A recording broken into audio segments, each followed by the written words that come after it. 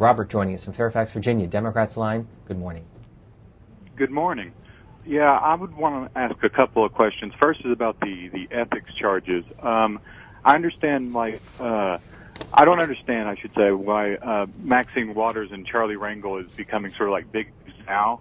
Because if you listen to some of the Sunlight Foundations, they've sort of been in trouble, or at least had some sort of rumors or accusations against them for years. Like, for example, every year there's a group in Washington called CREW, Citizens for Responsibility and Ethics in Washington, and they every year list a list of what they consider the list of most corrupt members of Congress. And I was going to ask your guest, what do they think of the Sunlight Foundations and their abilities to sort of identify some of the potential ethics violations and how accurate they are. And another question I would like to ask is about the expectations for the upcoming midterms. I was wondering why is it sort of considered accepted that the Republicans are going to take over the House when, for example, history sort of doesn't say that. Robert, we'll stop you there. Put 3 points on the table. Let me begin, Patricia Murphy, and you wrote about this last week about the ethics investigation, not only with Congressman Charlie Rangel, but the deal that was in the works last Wednesday and Thursday that seemed to kind of break through. Yes.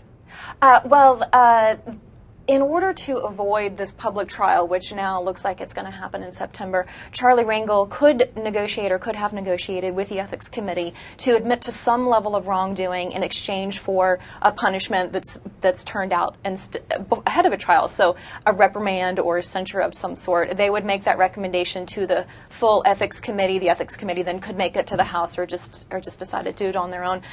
Charlie Rangel was apparently in negotiations with the Ethics Committee for quite some time. The Ethics Committee made some offers to him about what he could admit that he did in exchange for a reprimand.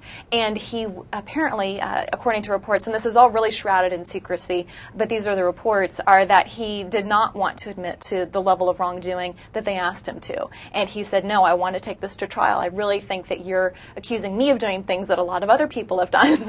And I don't think that I intentionally broke these rules. Maybe it was a mistake. As the time wore on, the reports came that Rangel had agreed to a deal, but that then the Republicans on the committee said, no, it's too late, and we want to now, you made your decision, it's too late now, we're going forward with this process.